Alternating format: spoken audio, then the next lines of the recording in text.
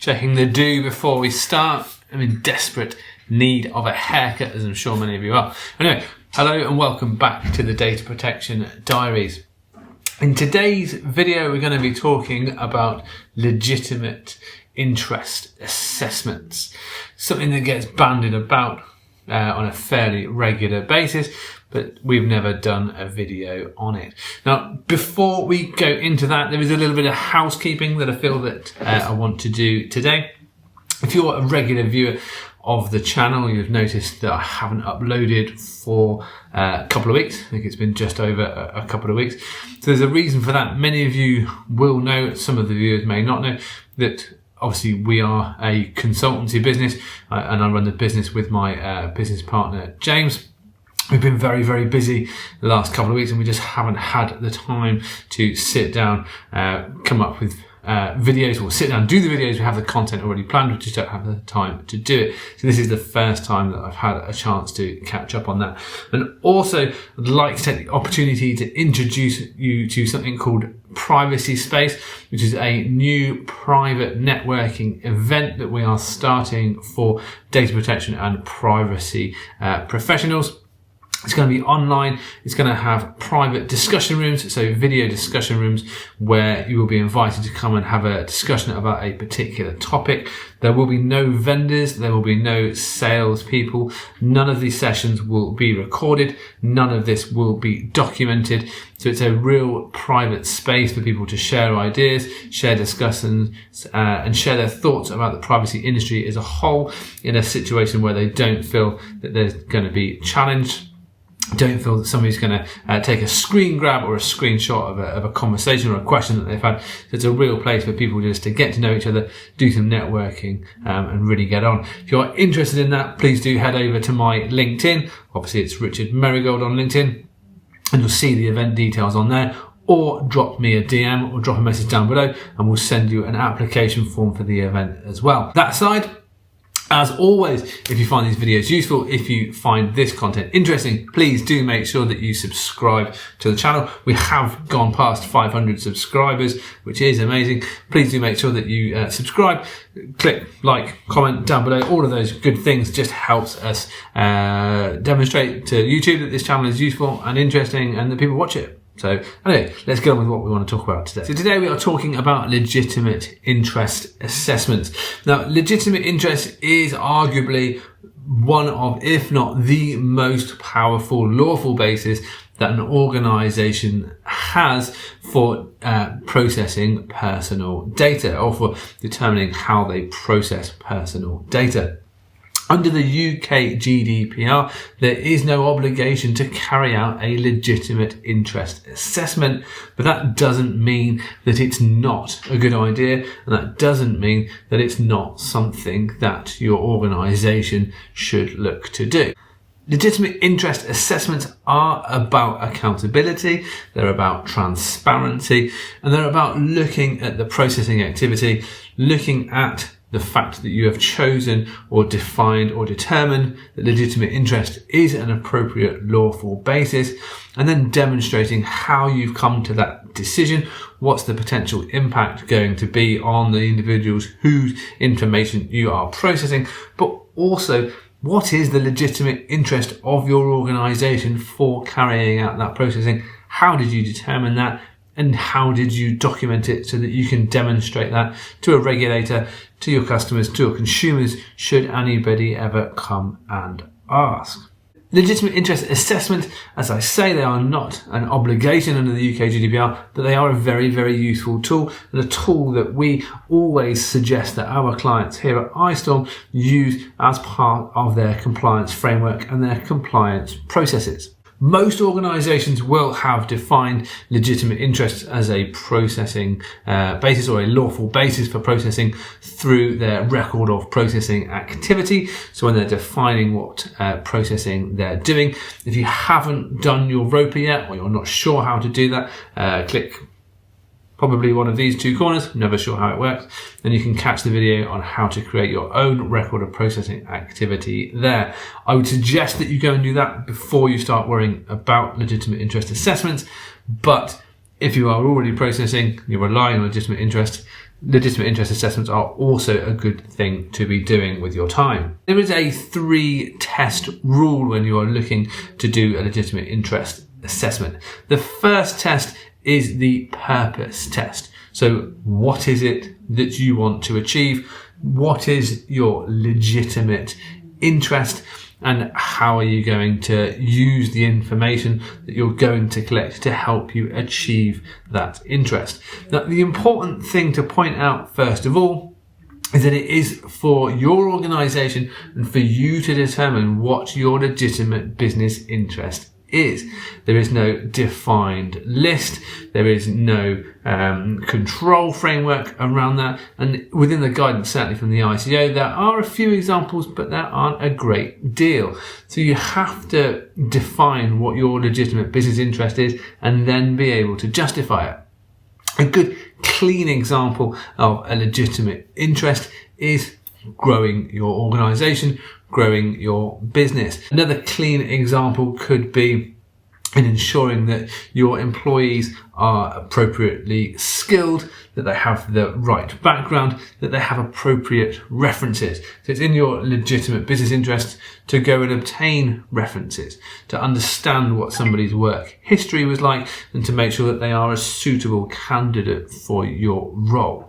So that's the first thing. Identify what that purpose is. Is it appropriate? And does legitimate interest, or does it really define your legitimate interest to carry out that kind of work? The second thing that you need to do is the necessity test. So is the information that you're going to collect necessary, and that's the key word here, for you to achieve your legitimate interest? So for you to achieve the goal that you have determined, is the collection of that particular set of information, that particular set of data, necessary for you to achieve that end goal? Now, if the answer to that question is no, then your legitimate interest is unlikely to exist, because there may be another way for you to do it. Again, the key thing here is that necessary is not predetermined. So it's down to you to decide what is necessary for your organisation. You may find it difficult to suggest that by collecting information from potential candidates for a role within your business, that's within your legitimate interest to go and trawl their social media, go and trawl their company pages and see what they were like in their previous role. Yes, arguably that's in your legitimate interest to carry out that activity, but is the processing necessary to enable you to find out what they were like in their past history? Is there another way of doing it? Can you issue a reference request? Can you collect information from the application form? Is there a different way to process some of this information to reach that particular goal? And is that processing absolutely necessary? And if it's not, then maybe legitimate interest is not going to be the processing basis for you. The third test, so the final test, is of course the balancing test. So you now have your legitimate business interests, so growing your business, employing the right people, protecting your information, protecting your corporate assets, against the necessity of getting there. You need it. That's the only way that you can do it. This is the information has to be used in this particular way to achieve this particular goal. Now, what's the impact going to be, or the potential impact going to be on the individuals whose information you are processing? So users of your service, potential employees, candidates, all of these different people. How do you now balance the rights and freedoms of those specific individuals against your legitimate business interests? This is probably the most key part of carrying out a legitimate interest assessment, because you need to start looking at the expectations of those individuals.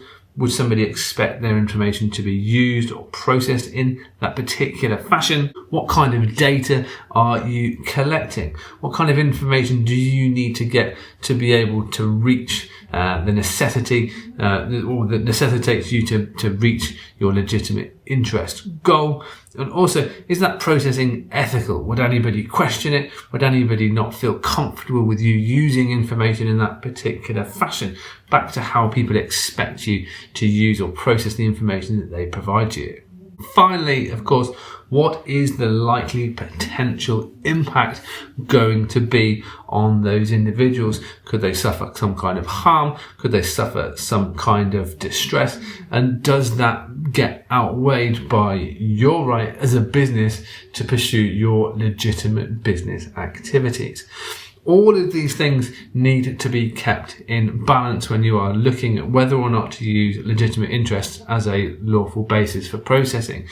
Now, as we've already said, this is a very powerful tool in terms of having a processing basis, because it is really determined by your own views on your own business interests, what you think is going to be suitable to help your organisation achieve its goals, what's necessary, and how you can mitigate and reduce the potential impact on the individuals whose information you are processing and the purposes for which you are processing that information. And that's where the legitimate interest assessment comes into its own, because if somebody is to make a complaint, if somebody is to raise a concern either within your organisation or with the regulator, your legitimate interest assessment is about that accountability aspect of the regulation. It's about saying, look, we looked at a number of different ways of achieving this particular goal. We looked at the information we were going to use. We've looked at other ways of doing it. We looked at the potential impact on the individuals who are going to be associated with this processing activity, and all being well, we think it's fair for this information to be used for us to achieve this particular goal. And if you can document that, and you can be comfortable with that, and you can demonstrate that to a service user or to a regulator, then you're in a good place for using a legitimate interest, or using legitimate interest as your lawful basis for processing. As always, this is a fairly succinct view. There is a lot of information about legitimate interest assessments on the ICO's website. There's also some free templates on there as well. We do cover off support for legitimate interest assessment through our outsourced DPO service. So if that is something that you're looking at, or something that you're interested in, and you're looking to help have support from a data protection perspective, you can come and talk to us. We do operate on a retainer basis. You can see the website running down the bottom of the page now, or across the bottom of the page. You'll also see my email address at the end of this video as well. So please do get in touch if you need any support. For now though, that's it. That's all I really wanted to cover. If you have any questions, please do drop those down below, but we look forward to seeing you again in another video. Thanks very much.